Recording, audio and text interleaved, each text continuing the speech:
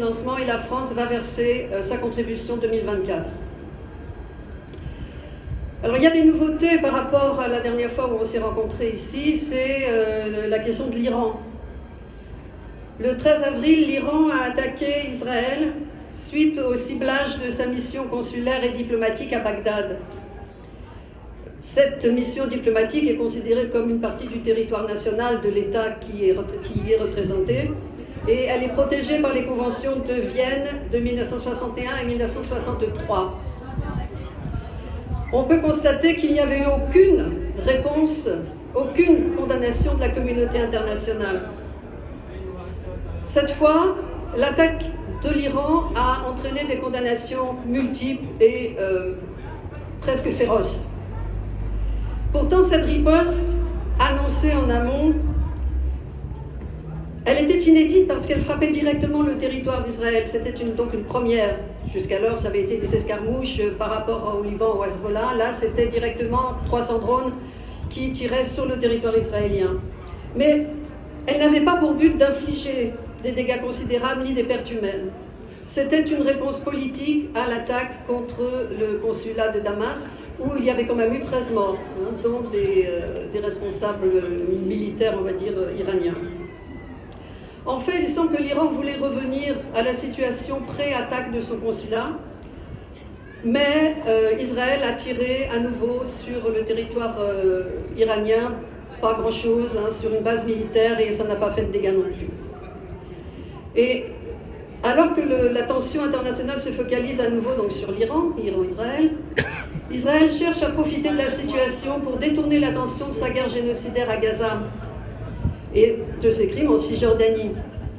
Il espère mobiliser à nouveau le soutien international qui avait commencé à lui faire défaut après des semaines et des mois de génocide à Gaza. Et effectivement, je l'ai dit, on voit se rallier derrière lui l'essentiel des puissances occidentales.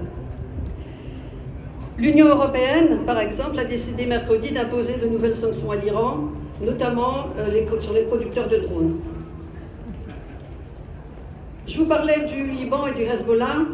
La tension augmente aussi considérablement au Liban. Les échanges de tirs y sont quotidiens. Depuis octobre, on compte plus de 100 000 déplacés du sud Liban vers le nord. Le Liban est un petit pays, 100 000 personnes, c'est beaucoup. Et la population du sud, notamment, craint énormément une escalade régionale. Il serait en première ligne, évidemment, si ça se produisait. Cependant, la situation au Liban, l'effondrement économique, les tensions, les divisions politiques font que le Hezbollah ne peut pas assumer tout seul, en plus, au sud, une guerre directe avec Israël. Pas comme en 2006, par exemple. Le secrétaire général des Nations Unies, Antonio Guterres, disait jeudi dernier, je cite, « Le Moyen-Orient est au bord du précipice. Les derniers jours ont vu une escalade dangereuse par les mots et les actions. » En Cisjordanie aussi, la situation est grave. La violence des colons s'intensifie tout le temps. Il vient d'y avoir toute une série d'attaques extrêmement violentes où ils brûlent les maisons, les voitures, ils attaquent la population, ils volent les terres sous les yeux complaisants de l'armée israélienne. Les arrestations sont massives. On compte aujourd'hui plus de 9500 prisonniers et prisonnières politiques dans les prisons israéliennes. Ils sont détenus dans des conditions extrêmement dures. Les mauvais traitements, les menaces de viol, les viols, la torture sont monnaie courante. On peut en témoigner par le cas emblématique de Marwan Barghouti, vous savez, ce dirigeant du Fatah emprisonné depuis, kidnappé en 2002 à Ramallah, emprisonné depuis, condamné à plusieurs fois la détention à vie, et qui est à l'isolement depuis début octobre et qui a été battu et battu et battu au point qu'il était quasiment méconnaissable. Impossibilité de communiquer avec le monde extérieur jusqu'à ce que, à force de pression diplomatique de différents pays, son avocat ait pu le rencontrer. Et c'est donc lui qui a témoigné de l'état encore extrêmement dégradé physiquement de Marwan. Dans les prisons israéliennes, la négligence médicale est une institution.